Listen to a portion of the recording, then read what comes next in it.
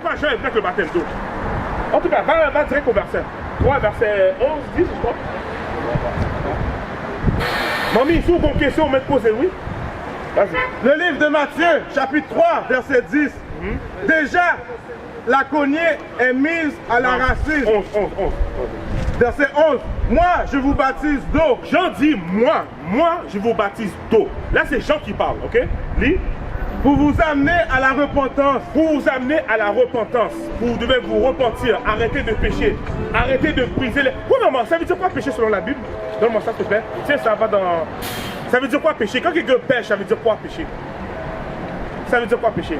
Mamie, ça péché blé, si vous connaissez. Selon la Bible. Enfreint de la loi de Dieu. T'es proche. Vas-y. Le livre de Jean, chapitre 3, verset 4. Quiconque pêche transgresse la loi. Continue. Et le péché est la transgression de la loi. Donc quand tu pêches, tu transgresses les commandements de Dieu. Donc quand tu es chez toi, tu fais ta prière, tu dis Dieu, pardonne-moi mes péchés. Tu sais ce qu'il est en train de dire? Dieu, pardonne-moi d'avoir brisé ton commandement. Aujourd'hui, c'est le sabbat. Le monde achète, le monde va vendre, il brise le commandement. Donc, repentir, c'est d'arrêter de briser le sabbat. C'est ça, repentir. C'est arrêter de commettre de l'adultère. Arrêter de mentir. Arrêter de faire de la magie. Arrêter d'adorer d'autres dieux. Tu comprends? Arrêtez tout ça. Maintenant, on retourne dans Matthieu. On est encore dans le baptême. Donc, péché veut dire transgresser les commandements de Dieu. Le livre de Matthieu, chapitre 3, verset 11 dit: moi, je vous baptise d'eau, donc pour vous amener à la repentance. Comme ça, mais même moi, baptise d'eau.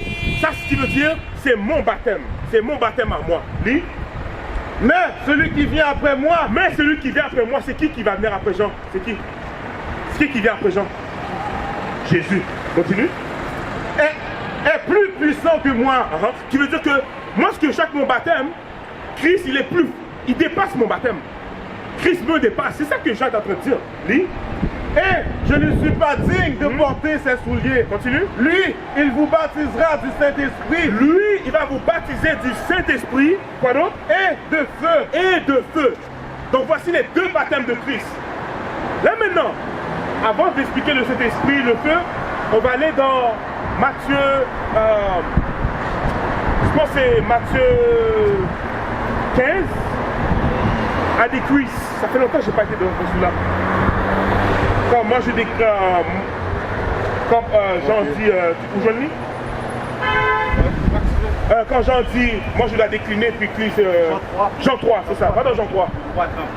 3:30. Ça fait longtemps on n'a pas parlé de baptême.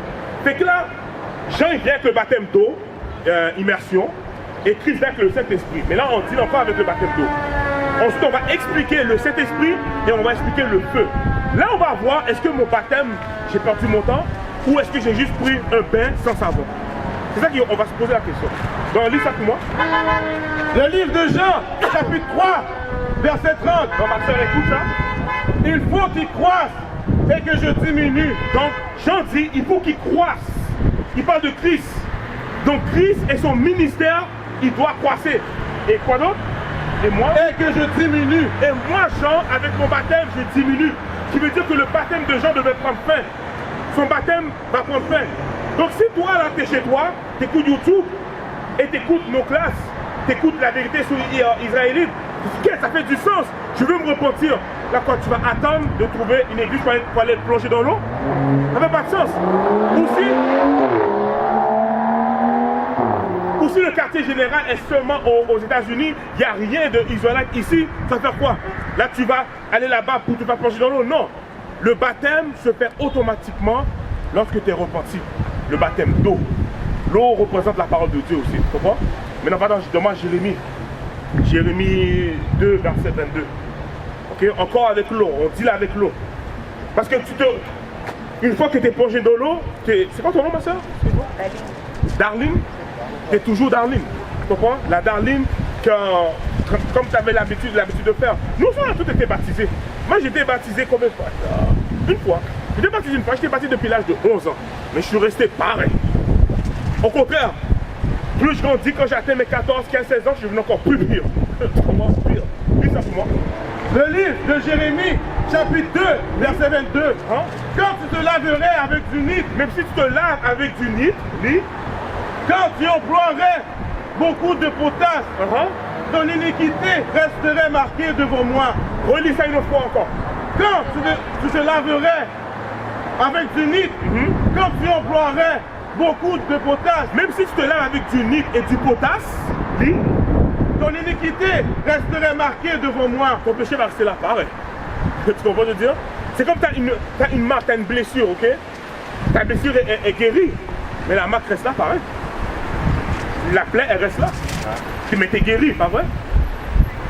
La Bible est en train de te dire, même si tu te laves avec de l'eau, ton péché va rester là, pareil. Tu vas toujours être la même personne. Donc le baptême d'eau, il y en a qui croient dans le baptême d'eau. Nous, on ne condamne pas le baptême d'eau. On essaie de dire que ce baptême-là devait diminuer, ça devrait terminer. C'est le baptême de Christ maintenant qui prend l'ampleur. C'est le baptême de Christ le plus important. Parce qu'il y a des églises qui disent, ok, tu dois être baptisé du baptême d'eau, ensuite tu dois recevoir le Saint-Esprit. Ils ont comme un ordre. Ensuite tu as le baptême de feu. Là c'est là que le baptême de feu, tu commences à parler en langue. Ça c'est n'importe quoi. Tu comprends? Maintenant, retourne dans... Non, va dans de... Bon, moi je dois y aller. Ok mon frère, Ouais, mais appelle-nous. Ouais. Attends pas de que 100 pour le 100% là, c'est... Hé, attends une minute. Un dernier verset pour lui. Va dans tu me hâtes. Comme 119. Tu me hâtes. J'ai un autre verset pour toi avant que tu parles. On n'a pas fait le baptême. Je crois que c'est verset 59. Je me hâte, 60. Parce qu'il faut que tu te hâtes, mon frère, d'observer les commandements de Dieu. Le livre des psaumes, chapitre 119, verset 60.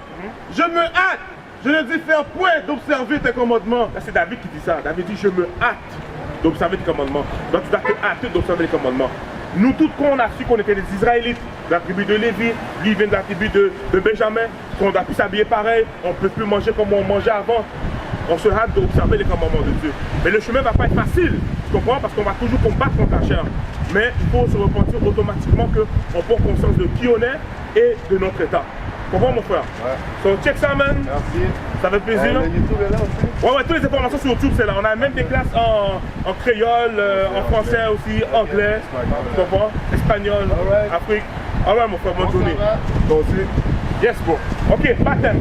Retourne dans Matthieu 3 maintenant. Donc là, le baptême d'eau, même si... non, on n'a pas fait encore le baptême d'eau. Maintenant, donne-moi Jean 15, verset 3. Christ maintenant. Christ.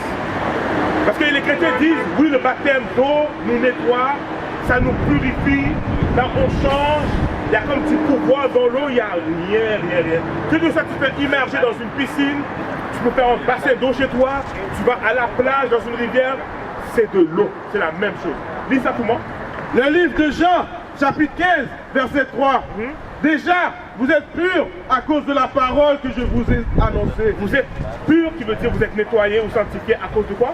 À cause de la parole que je vous ai annoncée. Ben, c'est à cause de la parole. Mais attends, juste avant d'expliquer ça, est-ce que Jésus baptisait lui?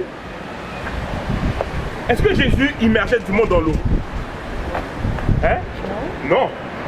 Jésus baptisait pas. Si Jésus baptisait pas, ça... c'est qui baptisait à la place de Jésus? Parce que la Bible dit ça. Faut de bombe. Ok. Jésus ne baptisait pas parce que c'était pas son baptême. Point barre. Le baptême d'eau là, c'était pas son baptême. Jésus n'a pas pratiqué le baptême par immersion.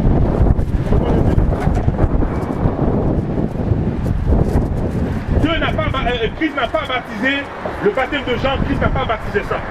Mais là, quand on lit Jean 15, verset 3, Christ dit, vous êtes purs à cause de ma parole.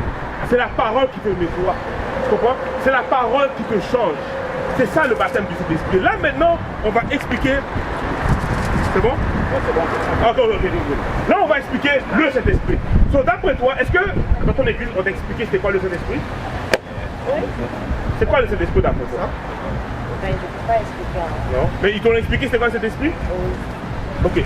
Donc on va dire avec. Là, on a dit avec le baptême d'eau que le baptême d'eau c'était le baptême de Jean. C'était pas le baptême de Christ. Et ce baptême-là devait prendre fin.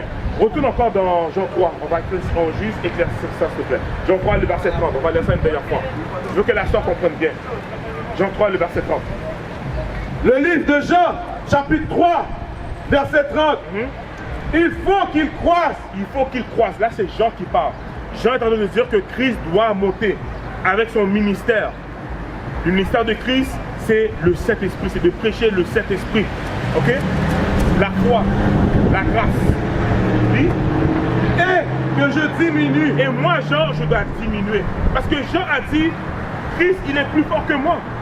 Christ, il est plus puissant que moi. Donc c'est Christ que vous devez suivre. C'est plus moi, Jean, que vous devez suivre. Donc moi, Jean, avec mon ministère, le baptême, ça doit prendre fin. Ceux qui continuent à faire du baptême aujourd'hui, on ne les condamne pas. Mais nous, on ne pratique pas le baptême d'eau parce que c'est pas ça l'importance. L'important, c'est le baptême du Saint-Esprit. Tu comprends? La compréhension des Écritures. Maintenant, on va dans Actes. Là, on va deal avec le Saint-Esprit et ensuite, on va expliquer le feu. Acte 7. Acte 7. Le Saint-Esprit, c'est la compréhension des Écritures. La compréhension des commandements de Dieu. En d'autres mots, le Saint-Esprit, c'est la parole de Dieu. C'est juste ça. Tout ça, c'est comme on dit, un package. Lorsque la Bible parle de la parole, l'Esprit Saint, ou le Saint-Esprit, l'Esprit, la loi, les commandements, l'onction, etc., tout ça, c'est la parole de Dieu. C'est la parole de Dieu. Ça englobe tout ça. Oui? Le livre des Actes, chapitre 7, verset 51. Là, maintenant, on va expliquer le Saint-Esprit. Lis. Hommes au courant, incirconcis de cœur et d'oreille. Là, là, c'est Pierre qui parle, qui s'adresse aux Israélites, aux Juifs, qui ne veulent pas accepter Christ, qui font la tête dure. Lis. Vous vous opposez toujours au Saint-Esprit. Là, il dit, vous vous opposez toujours au Saint-Esprit. Lis. Ce que vos pères ont été, vous l'êtes aussi. Ce que vos pères, là, il parle de nos ancêtres qui étaient dans le désert. Tu sais, quand ils allaient sortir du pays d'Égypte, ils étaient dans le désert. Ils étaient rebelles à la parole de Dieu. Mais en Égypte, on n'a pas parlé de cet esprit.